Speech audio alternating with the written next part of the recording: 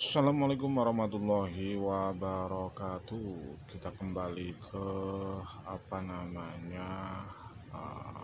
hari ini keterkaitan tesis dari Kiai Haji Imaduddin yang telah membongkar kebiadaban klan Ba'alwi. Mereka mengaku sebagai zuriat Nabi tapi ternyata palsu.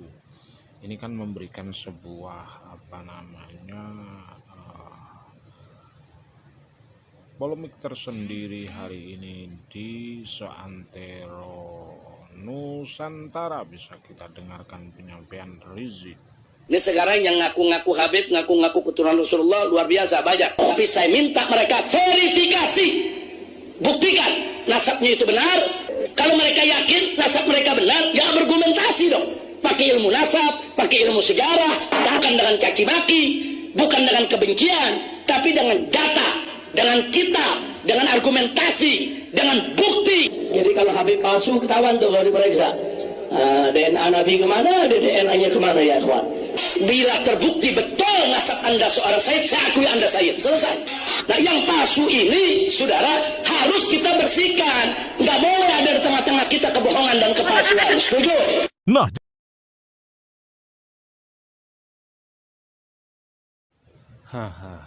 Lalu penyampaian dari Rizik seperti dibalas oleh penyampaian dari Kiai tersebut. Kiai ini tidak percaya dengan adanya Habib. Apa yang disampaikan oleh Rizik itu jelas bahwa tes DNA dan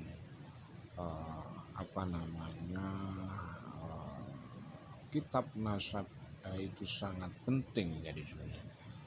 Dan ketika kita mengulik dari penyampaian Kiai Haji Imaduddin bahwa penting adanya kitab nasab sezaman, sementara para kabib ya, bukan Habib ya, para kabib itu tidak memiliki buku nasab sezaman, dan bahkan disampaikan tegas hampir 3 tahun telah disampaikan oleh Kiai Haji Imaduddin dan diterangkan di kitab Minhajun Nasabin bahwa nasab para kabib itu putus dari zuriat Nabi, tidak sesuai dengan haplogrupnya juga serta filologi. Para kabib ini berhaplogrup G, sementara Nabi Muhammad adalah berhaplogrup D1, jadi seperti itu. Dan disampaikan oleh kiai tersebut, oleh kiai kampung ini, kiai desa dan kiai yang sederhana ini, mengatakan bahwa nama Habib adalah hanya untuk Nabi Muhammad, karena dalam hal ini diglorifikasi oleh para Ba'alawi. Habib itu adalah seorang kekasih, dan berbeda ketika nama itu hanya nama seperti nama-nama orang itu kan nama Muhammad, tapi bukan untuk mengaku sebagai zuriat Nabi, mengaku cucu Nabi. Dan klaim dari Habib ini itu oleh para Ba'alawi itu untuk glorifikasi, mengaku sebagai cucu Nabi. Dan sementara mereka itu nama tersebut privilege hanya untuk Nabi Muhammad Sallallahu Alaihi Wasallam, karena itu sebagai julukan. Dan sementara kalau nama biasa, hanya nama, itu kan boleh, tapi ini kan glorifikasi untuk mengaku sebagai zuriat Nabi atau cucu Nabi. Ini yang kuliti atau yang ditegaskan oleh kiai-kiai desa, kiai kampung seperti PCNU Kabupaten Semarang juga mengharamkan Nahdliyin memasang foto dari para kabib. Kita bisa dengarkan penyampaian dari kiai ini. Jadi mulai detik iki tolong wong pribumi ojo nyeluk Habib. Titik wis. Sebab Habib iku status hanya Kanjeng wis. Siapapun iku masih wong alim, celukun kang utawa cak utawa apa utawa romo ngono lho. Ojo sampai nyeluk Habib.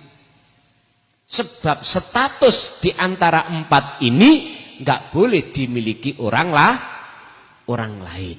Makanya jatuh setelah Kanjeng Nabi disebut sebagai aulia. Boten Habib. Habib ini Kanjeng Nabi. Aulia. Makanya aku gak tahu ngomong kira. Jadi ya wis ojo sampak nyeluk wong-wong kuwi panggilan Habib, jangan. Iku hanya status yang harus hanya Kanjeng Nabi. Lainnya tidak boleh. Cukup celukun Kang, nek luwih tuwek Pak D, Mbah atau luwih ngalim.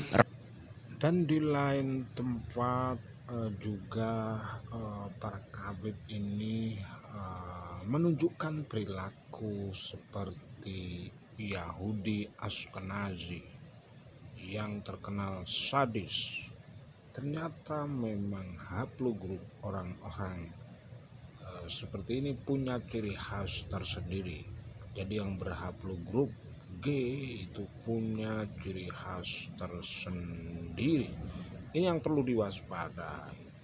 Dan kita ingat betul pesan dari Presiden Soekarno terkait perilaku para kabib atau imigran Yaman ini yang terkenal PKI dan selalu mempersekusi dengan tanpa dasar. Jadi seperti itu. Sifat-sifat itu bukan orang sifat pribumi. Ini jelas bahwa perilaku PKI ini ada kecenderungan adalah para kabib. Dan sementara para kabib itu tidak pernah berani melakukan. Tapi yang melakukan adalah kibin-kibin akutnya. Dan ini terjadi lagi di Wonosobo, bahwa Mbah Wahyu telah mau dipersekusi oleh kibin kabib sebanyak 1 truk. Ini disampaikan langsung oleh Mbah Wahyu yang ada di Kabupaten Wonosobo. Dan kita dengarkan penyampaian dari Mbah Wahyu. Biasa orang pribumi ketika diintimidasi akan semakin berani. Dan kita harus waspada perilaku para kabib, perilaku para kibin itu selalu seperti PKI. Atau memang betul-betul PKI hanya berganti baju. Kita dengarkan penyampaian Mbah Wahyu. Wabarakatuh, salam sejahtera, salam kebajikan, Om Swastiastu, Namo Buddhaya, Wei-Te Tong Tian, salam Nusantara, Rahayu, Rahayu, Rahayu.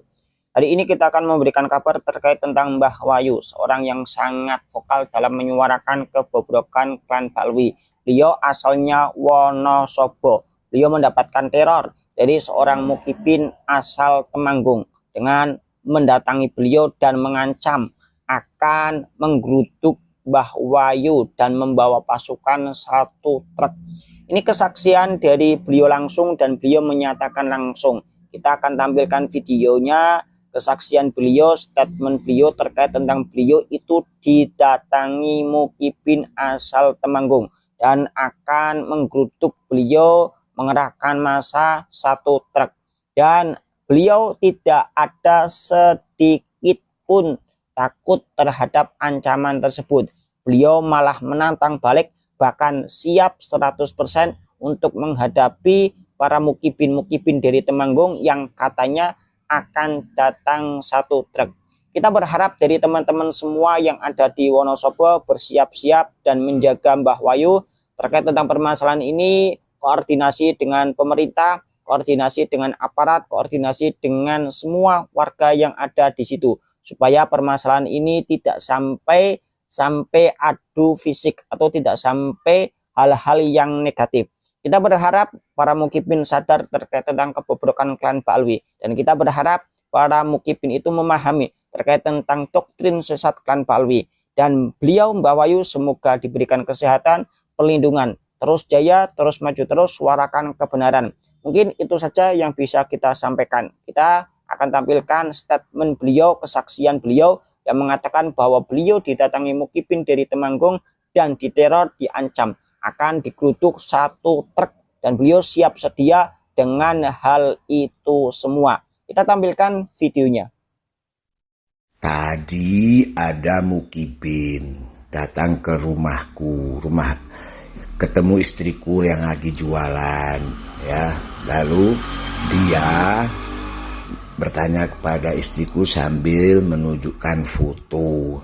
Apakah kenal sama orang ini? Terus istriku bilang itu suamiku. Terus istriku membangunkan aku, terus aku keluar.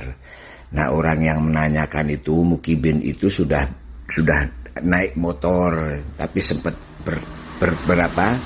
bertegur sapa sebentar. Aku bilang, ya aku Wahyu, terus kamu dari mana gitu. Katanya dia dari Temanggung gitu ya. Terus mau apa gitu. Dia bilang nggak mau apa-apa, tapi dia bilang ngomong ya siap-siap saja gitu. Oke gitu, terus dia pergi gitu. Nah, aku sudah siap. Makin cepat makin baik. Gue bukan tipe penakut, sini satu truk tak hadapi gitu ya. Tapi begini, terus aku juga sudah punya teman polisi sih bilang, jangan Pak Wahyu, jangan pakai kekerasan, biar saja nanti kalau terjadi sesuatu telepon 110 gitu. Jadi Pak Wahyu nggak usah ngelawan gitu. Tapi aku bolehkan menyiapkan senjata gitu. Ya pada prinsipnya kalau polisi itu kan melarang ya gitu. Jadi oke, aku nurut polisi, aku hadapi dengan tangan kosong. Tadi ada mukibin datang ke rumahku, ketemu istriku yang lagi jualan, ya. Lalu dia bertanya kepada istriku sambil menunjukkan foto. Apakah kenal sama orang ini? Terus istriku bilang itu suamiku. Terus istriku membangunkan aku, terus aku keluar. Nah, orang yang menanyakan itu, mukibin itu sudah naik motor, tapi sempat bertegur sapa sebentar. Aku bilang, ya aku Wahyu, terus kamu dari mana gitu. Katanya dia dari Temanggung gitu ya. Terus mau apa gitu. Dia bilang nggak mau apa-apa, tapi dia bilang ngomong ya siap-siap saja gitu. Oke gitu, terus dia pergi gitu. Nah, aku sudah siap. Makin cepat makin baik. Gue bukan tipe penakut, sini satu truk tak hadapi gitu ya.